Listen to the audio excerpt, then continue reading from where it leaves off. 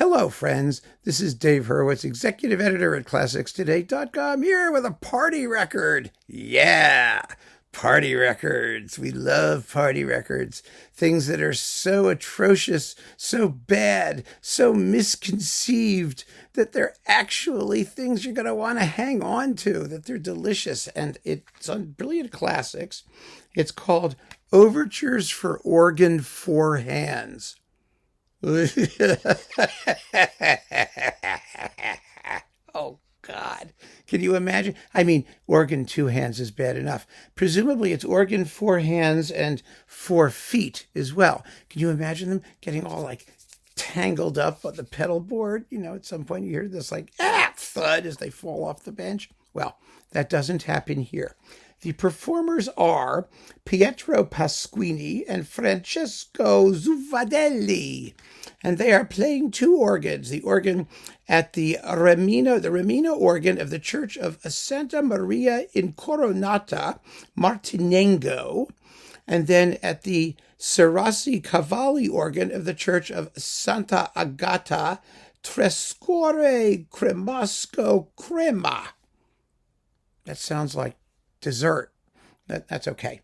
Anyway, you've got, 9 overtures here from the Baroque period to the Romantic era. And, some of them are, well, let's just take them one at a time, shall we? And go through this. I mean, organ 4 hands. I mean, isn't it like cluttered enough with the acoustic and the reverb and the tangled up sonorities, and we're going to see. First, Handel, the overture from the Water Music. Well, Baroque music on the organ actually usually sounds okay because the music is either sort of jerkily rhythmic or polyphonic. And of course, organs do polyphony very well if you get the registration right. So that's not so bad. I mean, if you want to hear it on the organ. Do you? Well, okay. Then we've got 2 Bach overtures, the overtures from suites numbers 1 and 3, the orchestral suites. I mean, God knows there's enough Bach for organ. You don't need to transcribe it. But of course, Bach, it doesn't matter what you play. You could play Bach on the kazoo, and it's going to sound fine because Bach's music exists completely independently of whatever setting he or anybody else made for it. So that's not so bad. I mean, you can get through that. And then we've got Mozart, the overture to La Clemenza di Tito. Well, here we start to get into some trouble. La Clemenza di Tito is not, fortunately, a one of Mozart's zippier overtures. I mean, not like The Marriage of Figaro, for example. It's like blah, chunk, chunk, chunk, chunk, chunk, ja. You can do that on an organ. I mean, the chunk, chunk, chunk, chunks kind of overlap, because of the resonance of the hall. But I have to say, these folks, Pasquini and Zuvadelli, they actually have nimble fingers, and they've selected attractive instruments without so much echo that the whole thing becomes a blur. I give them credit for that. But now the fun begins. Are you ready? Beethoven's Coriolan Overture. I didn't even recognize it as Beethoven's Coriolan Overture. It took me a minute because, Coriolan, the opening is all about accent, right? Chong, pow, like this. Organs can't do that. They don't have accents. They just have sustains. And it's not about sustain like the opening note is, but you want lots of staccato in those things. So it's like I hear this thing going. It took me a minute. It wasn't until that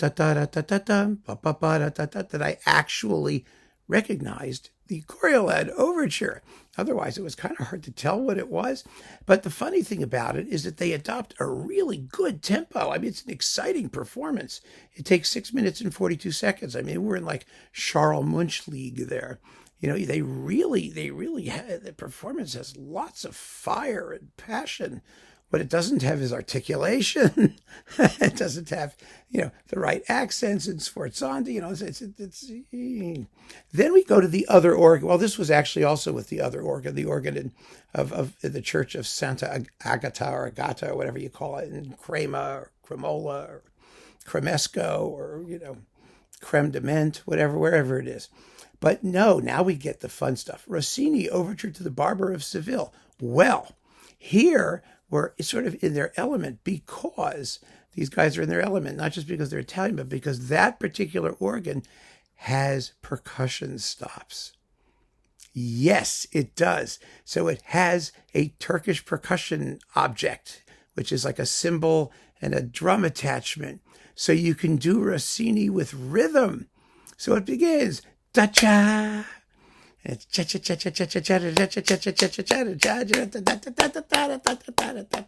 it sounds like a cheap fairground calliope, which is exactly what you want in this music, actually, if you're going to play it on the organ. I mean, Rossini was not a cheap calliopeist, but yes, it works really surprisingly well. Then we've got the Overture to Carmen, or the Prelude to Carmen, really. And yes, you get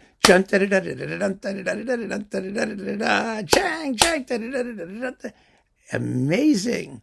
It really, you have no idea how much that helps. I can't even begin to tell you. Of course, the actual orchestral parts are, But then we come, there's always got to be like a total abomination, and the abomination is here. It's the Overture to the Nutcracker, the Overture Miniature, the little mini Overture. Well, you can do that on an organ with the right stops, but then, oh yes, then remember there's no bass in that overture. The lowest string parts are the violas, and they're going as a counterpoint.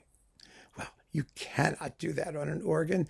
The organ just doesn't speak with the requisite nimbleness and velocity. It doesn't matter how fast your fingers might go. That instrument is not going to sound. And so in order to make it work, they have to twist and pull the tempos around like taffy. And oh, what a mess. And of course, they have to pause in places to get coordinated again to make it all work. Oh, what a mess. Oh, it's just deliciously horrible. That's the party part. I'm serious. When you have your friends over, play them that Nutcracker. And remember, it's 4 hands. What do you need 4 hands to do that for? It's only like a top and a viola thing. You could do it to use your feet. I don't know. No, it's all the upper register. Oh, it's deliciously bad. Truly bad. And then they end with the Overture by Rossini, the Italian Woman in Algiers, which is just fine. I mean, they get through it with their little percussion thing. Oh, and by the way, in the Nutcracker, it has a triangle. This doesn't have a triangle, this organ, but it does have a glockenspiel stop, which they use liberally. Yeah, it makes it even more deliciously tasteless. Oh, my goodness, it's just fantastic. I enjoyed this. I wanted to hate it. I was ready. I was ready to simply despise the entire concept. But in the event, I have to say, Pasquini and Zuvadelli, they pull it off, mostly. I mean, the Beethoven, not so much. And the Tchaikovsky, but everything else, it's plausible and it's fun. It's fun to listen to. So this is on Brilliant Classics. And I got to tell you, let the party continue. So keep on listening, friends. Thanks so much for joining me. Take care.